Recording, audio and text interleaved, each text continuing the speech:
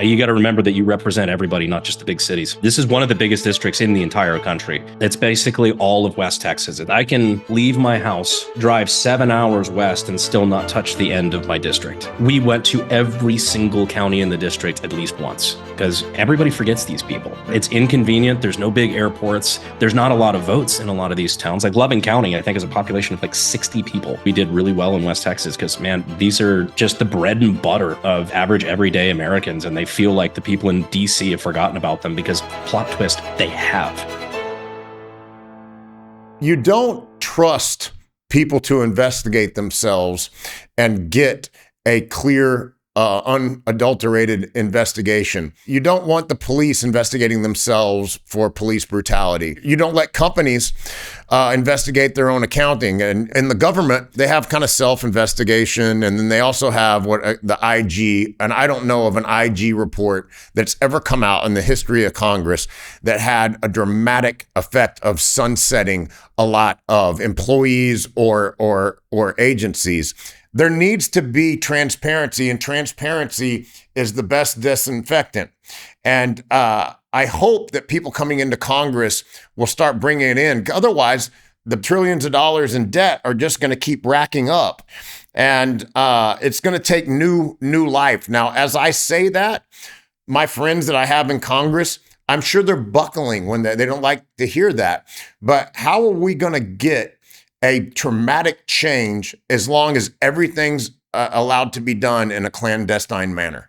One of the reasons I was never in favor of foreign aid of any kind, whether it's Ukraine or what have you, like, why are we spending hundreds of billions of dollars when we are incapable of paying off our own debt? We spend billions of dollars just servicing the debt we already have with no trajectory toward a balanced budget. I mean, to me, in my opinion, that's the national debt is the biggest threat to national security we have. Agreed. The insolvency of the United States dollar should be what we're all worried about. When that becomes worthless and we're living in Weimar Germany, that's not a future I want. That's coming up very quickly for our children, and I'm terrified that nobody seems to be paying attention to it. Yeah, it's the most foreseeable disaster probably in our country's history. I mean, looking at that fiscal cliff, and then, like the lemmings we are, as long as everybody's getting paid as we come over, we'll continue walking in that direction. Uvalde police tell us what is going on there. And until then, I'm not going to speculate, but it is a very bizarre situation coming out of Uvalde. So, hey, so what is your strategy moving forward to build within the Republican constituency a path to victory? Well, last time we came pretty close. Last cycle, just for the benefit of those who didn't follow the race, we had a 5-way primary. There were myself and 3 other challengers, and then obviously Tony. We ended up succeeding in our goal of Texas being a runoff state. If you take the incumbent below the 50% line, where no candidate gets above 50% of the votes, you are then put into a runoff election, which is a special election where you have the people who came in first and second place. In that case, it was me and Tony. So in the special election, we had a little bit more time. The election essentially just kept going for me and him. And that was on May 28th, and we lost by about 1%, being outspent $13 million to 1. So I think we did pretty good for the size that we had. We had to tackle a huge problem with name recognition and fighting a lot of lies and a lot of things being, I got slandered quite a bit during that campaign because unfortunately they had the money to lie and we didn't have the money to tell the truth. And so, fundraising is going to be a major priority. It was last time, but I think this time we can knock it out of the park. On top of that, we already have our grassroots infrastructure, our volunteers from last time that, they were awesome. We already have that boots on the ground presence. Name recognition, I think last time, if I saw the numbers correctly, before I ran last cycle, I think I had a name recognition in the district of about 4%. Toward the end, I think it was like 91. I was looking at the knock on you is that you make surly jokes, which I think is is interesting. You know, they look at Arnold Schwarzenegger. You know, look at Trump. Some of your most successful politicians are born out of the fact that they have humor. But I don't Look feel at like Ronald that. Reagan. He did a movie with a monkey. Yeah, yeah. Well, hey, man, outside of politics and guns, what do you do for fun? Like, do you have like what else do you do that you participate in that brings you joy? You know, I get I'm very fortunate that one of my revenue streams is that I get to travel a lot with some of my best friends on the planet. And so I get to go all sorts of places. Like last 2 weeks ago, we were in Bozeman, Montana, flying fighter jets with Jared Isaacman. And, just a couple of days ago, I spent like a day or two in Key West. It's like I get to travel a lot with people I care about.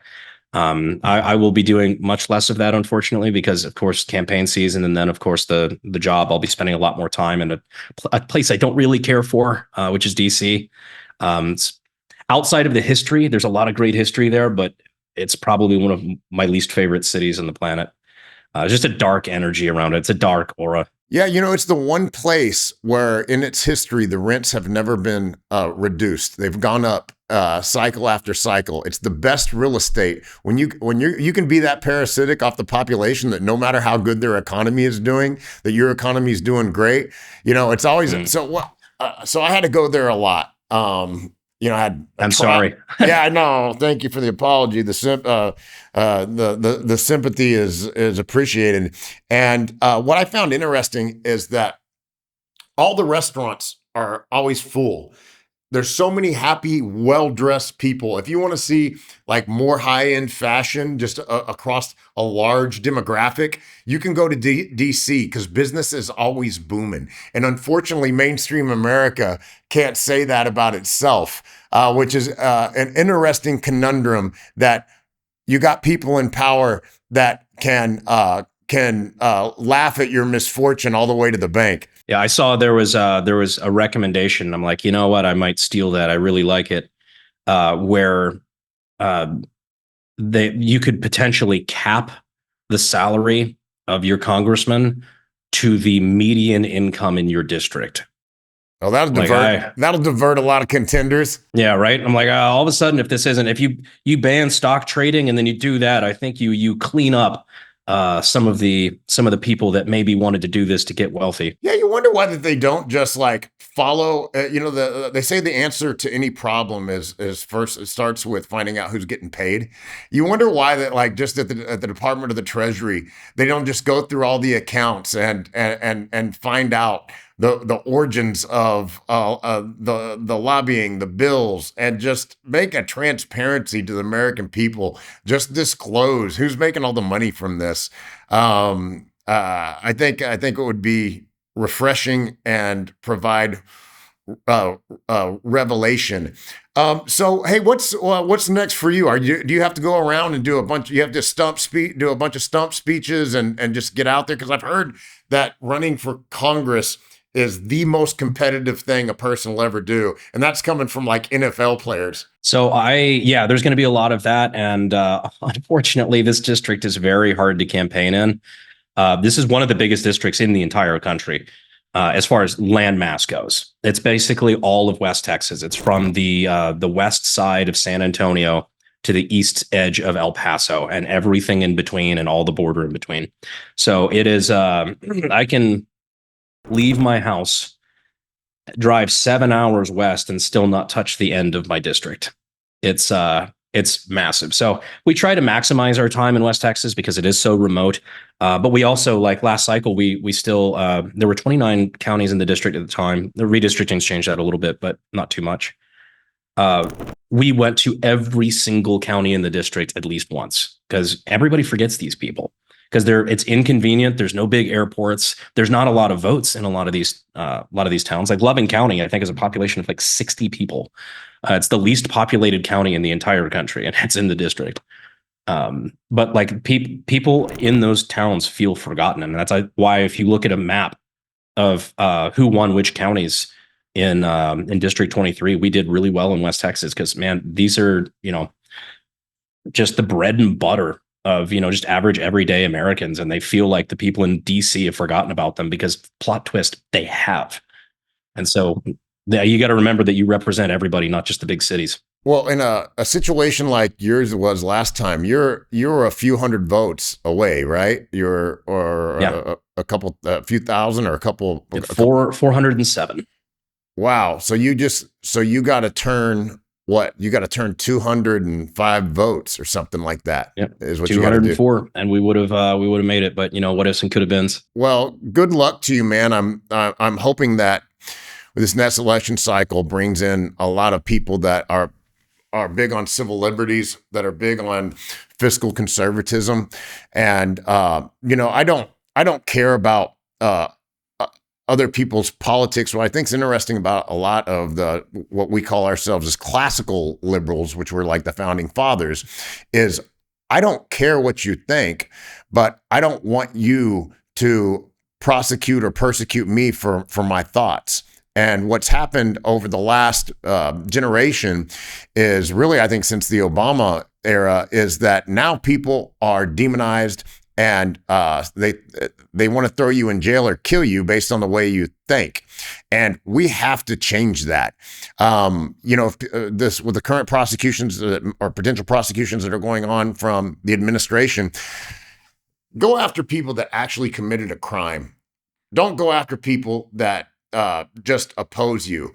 And we've got to flesh that out if we want to heal the wounds of society. And so I hope that the fresh faces that make it into Congress are help trying to bring about a renaissance of civil liberties, and not a continued darkening us, which I feel like is just separating the country. Which one of the things I want to ask you is, you grew up in a time and that we are more divided and getting more and more divided. What do you think the best way that what's the best thing we can do to help heal the country? Man, that was one thing that really bugged me about the reaction to the Charlie Kirk stuff. When Charlie was shot, the amount of people that immediately were celebrating. I knew there was always going to be like your 10% radical crazies. That was always going to happen. But it was like the average person was happy. And like that's just it's something I wasn't expecting. You could say like, oh, I didn't agree with them, but that's messed up.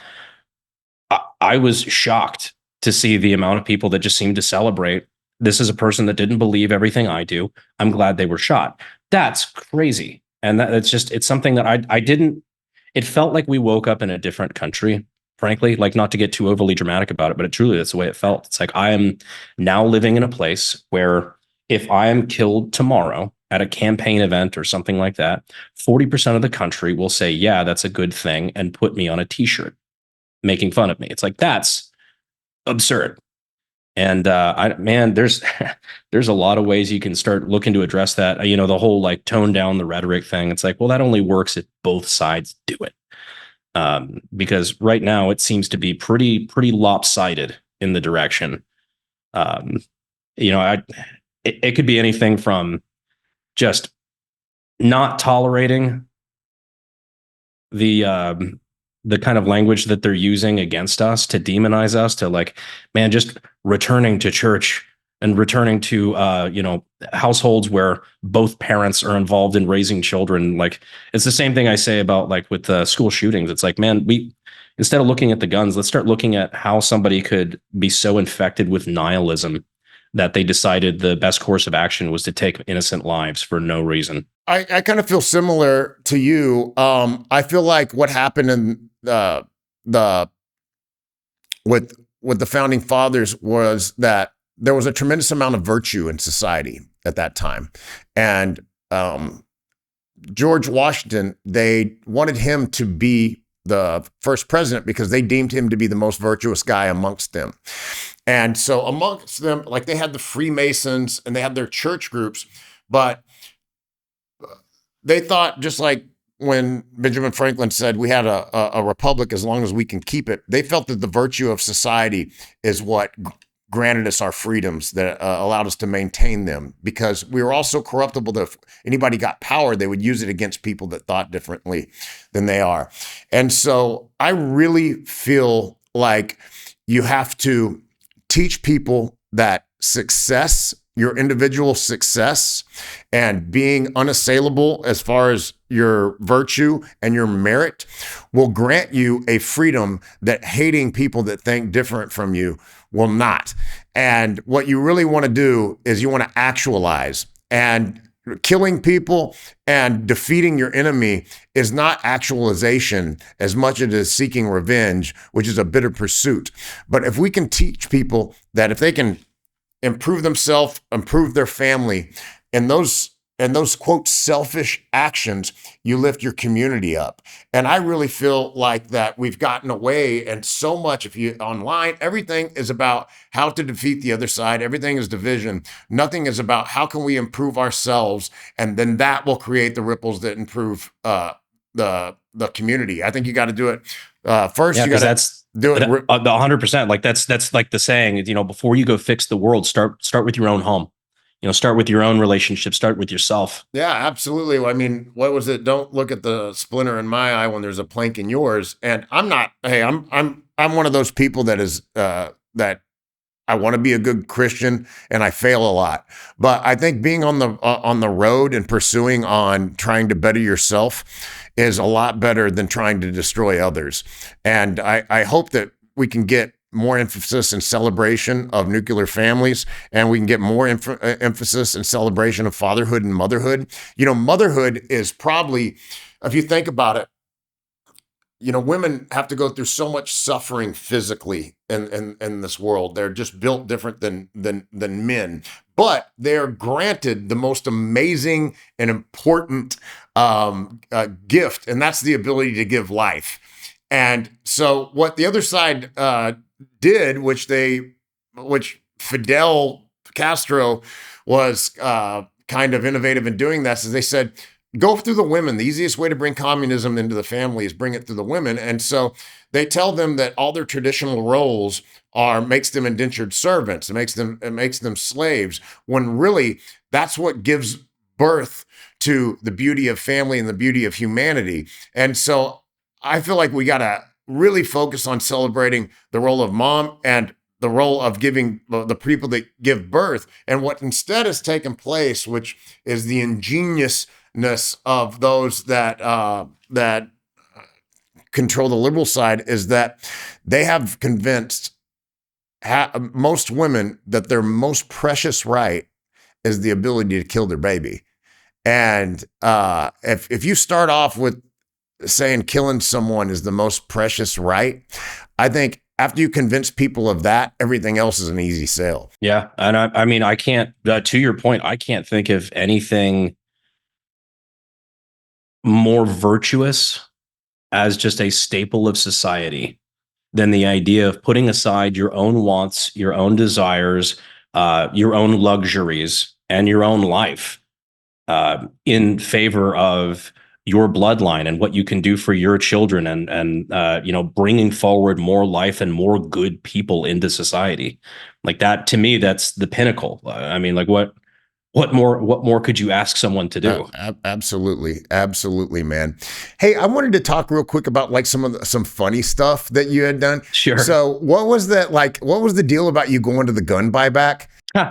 Yeah. So we did this. We did a couple of these videos where we found out there was a gun buyback in San Antonio, and it was something that the chief of police had admitted, like, oh, we know this isn't going to do jack to help gun violence or anything like that. It's a feel good thing. All the city council members and everybody that approved it, like, they're on record basically like, yeah, this is not going to help, but it makes us feel good. So I show up. And I just start offering people cash. We filmed the whole thing. I'm just like, hey, instead of waiting in this 2-hour line to get an HEB gift card, I'll give you the same amount in cash. And we started doing that. I think I bought like 3 or 4 guns. Nothing to write home about or anything like that, but enough that it proves the point. And we ended up getting trespassed, which I don't think that was even legal for them to do because it was public property. But yeah, there's actually guys that will just stand on the sidewalk and that's their that's their whole gig. I've seen them multiple times. You see like the same people at more than one. You're like, oh, okay. And they find some cool stuff. Like some of those guys were buying like a couple $1,000 pistols for like $300. Good steals, man. Well, I can just tell you that getting trespassed, that's just your badge of courage when you're trying to prove a point. I ended up with an ankle monitor because of one of those situations when I was Seriously? Yeah, it was at a famous protest at the Capitol on January 6th. So I think I heard something about that. Yeah. So hey, what are some moments in your life, like as you're trying to encourage people, what are some moments of your life that were transformative for you or that provided you revelation that you think helped you in your life and career? Sounded like your parents going through at their business failing and then rebuilding it. What are some other moments that when you think back on your life that helped you make forward progress? That was definitely one. Man, there's so many. One that I think I would say is when it's a little dark, but when I first like made it, right? Like I am fully willing to say like, oh, I'm doing like really good now, and like I'm not worried about rent. I'm not worried about paying my employees. Like things are really good. We're doing good now.